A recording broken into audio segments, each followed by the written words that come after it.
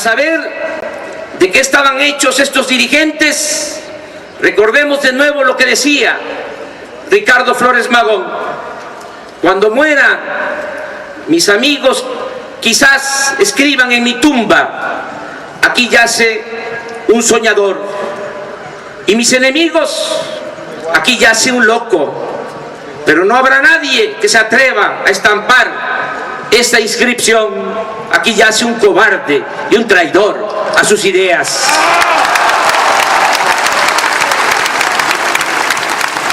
Pero no habrá nadie que se atreva a estampar esta inscripción: aquí yace un cobarde y un traidor a sus ideas.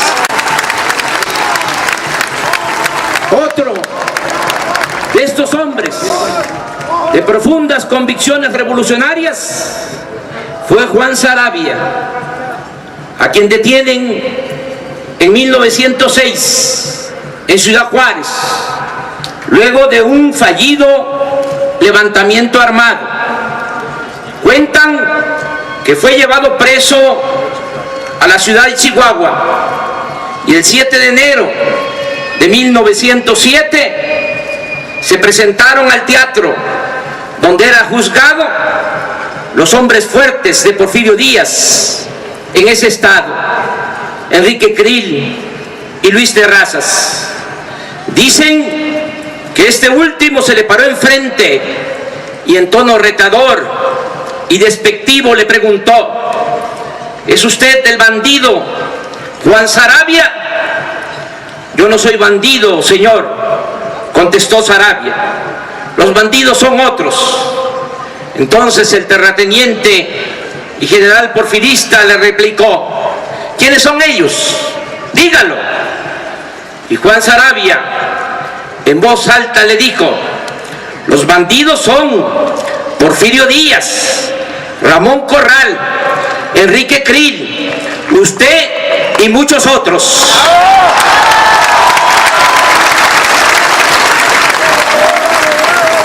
Terrazas guardó silencio, y el público que oyó aquello empezó a gritar y aplaudir. La gente fue desalojada con el uso de la fuerza y la audiencia fue suspendida. Ese mismo día, por la noche, Saravia fue subido al tren y conducido a la cárcel de San Juan de Ulúa, Veracruz, donde permaneció 5 años hasta que triunfó la revolución y fue liberado por Madero. Es precisamente Francisco I. Madero, un hombre bueno, el que más ayudó a promover los cambios revolucionarios.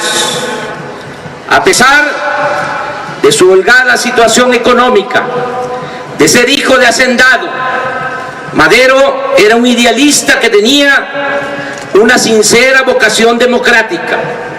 En 1905 contribuyó con dinero para editar Regeneración. En 1908 escribió el libro La sucesión presidencial, en el cual llamaba a enfrentar a la dictadura mediante la participación del pueblo en las elecciones de 1910. A partir de entonces se dedicó a organizar el partido antirreeleccionista e inició una campaña por el país bajo el lema de sufragio efectivo, no reelección.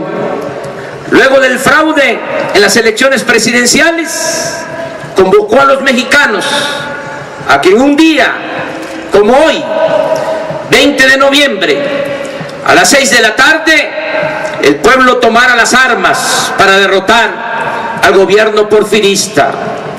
El levantamiento armado obligó a renunciar a Porfirio Díaz, que dejó el país, y Madero llegó a la presidencia de la República. Sin embargo, por lo arraigado que estaba el régimen de complicidades y componendas, y por la falta de organización del pueblo, entre otros factores, se produjo la ingobernabilidad que fue aprovechada por una pandilla de rufianes para cometer la felonía de asesinar a Francisco I. Madero y al vicepresidente José María Pino Suárez. En ese cuartelazo, en ese golpe de Estado que llevó a la presidencia a Victoriano Huerta, participó como autor intelectual el embajador de Estados Unidos, cuyo nombre es preferible olvidar.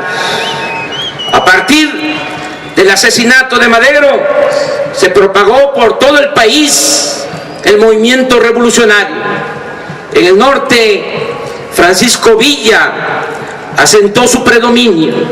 En el sur, Emiliano Zapata siguió enarbolando el plan de Ayala para exigir que se devolviera y se entregara la tierra a los campesinos.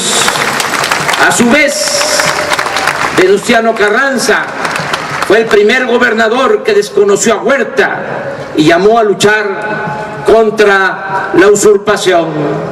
Aunque Huerta es derrotado, las divisiones en las filas revolucionarias por diferencias ideológicas o políticas complicaron la posibilidad de acuerdos para lograr la estabilidad del gobierno y sobre todo para cumplir con las demandas del pueblo. Sin embargo, se avanzó. El sacrificio de los mexicanos no fue en vano. Gracias a la revolución, en la Constitución de 1917 se reconocieron los derechos sociales, el derecho de los campesinos a la tierra, el salario mínimo, la jornada de 8 horas, la organización sindical, el derecho a la educación. Y a pesar de fuertes presiones de las compañías y gobiernos extranjeros, se definió en el artículo 27 la propiedad y el dominio de la nación sobre las riquezas naturales, en particular del petróleo. No fue fácil convertir en realidad estas reivindicaciones.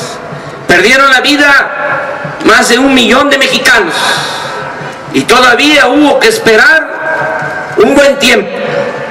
No obstante, la justicia llegó. Por eso es grande el general Lázaro Cárdenas del Río, porque con hechos dio respuesta a las demandas sociales incumplidas y afianzó la soberanía nacional.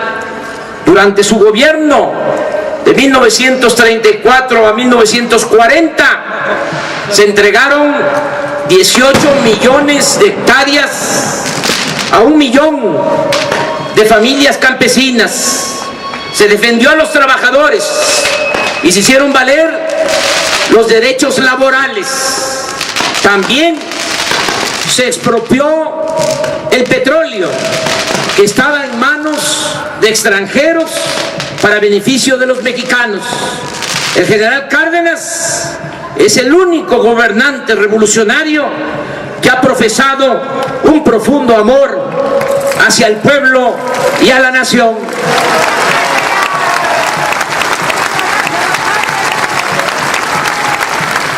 Pero aún cuando hubo progreso en el terreno social, la revolución no produjo cambios sustanciales en lo político.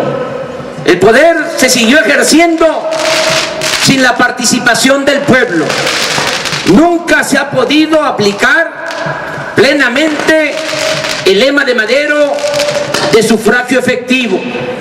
La democracia sigue siendo una asignatura pendiente y precisamente por ello la vida pública de México se fue degradando.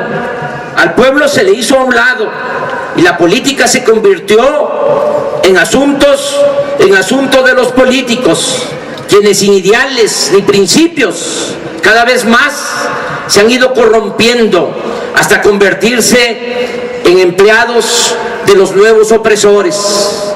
Ese régimen posrevolucionario se pudrió por completo con la implantación de la llamada política neoliberal y con el engaño de la alternancia de partidos en el poder. Desde 1983 se lleva a cabo una política de saqueo de los bienes de la nación en beneficio de particulares, nacionales y extranjeros. Durante el gobierno de Salinas, mediante el pillaje, se conformó la actual oligarquía que fue confiscando todos los poderes y mantiene secuestradas a las instituciones.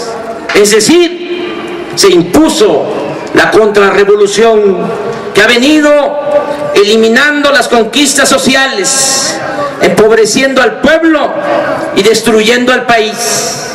Por eso no nos cabe la menor duda de que los integrantes de la actual oligarquía, con su presidente espurio, con sus políticos corruptos y con sus medios de comunicación, son los principales responsables de la actual tragedia nacional.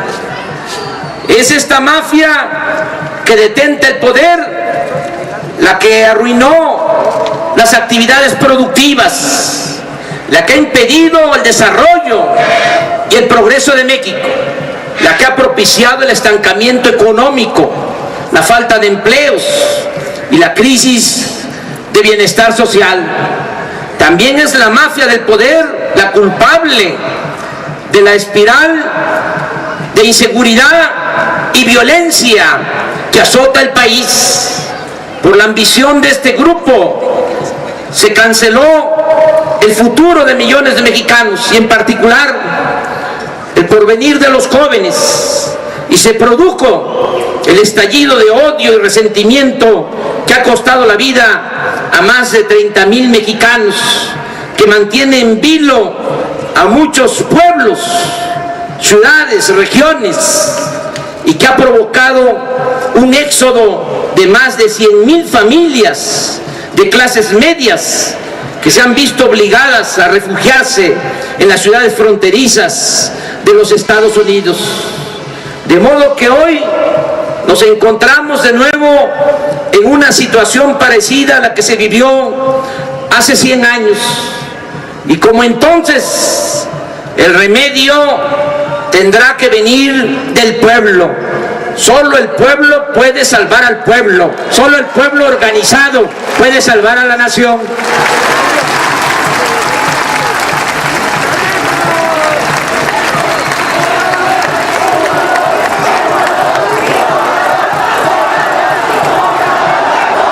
Y sostenemos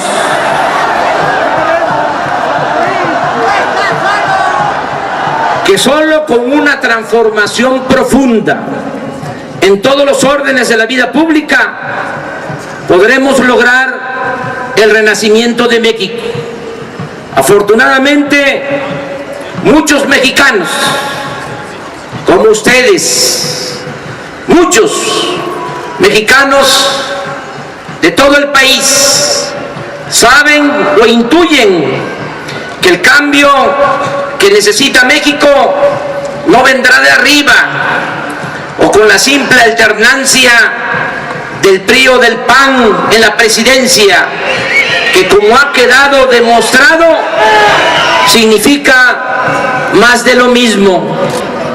Estos dos partidos están en manos de la oligarquía, mantienen sus intereses y privilegios, son en realidad partidarios de la economía de élite, desprecian al pueblo y no les importa el destino del país.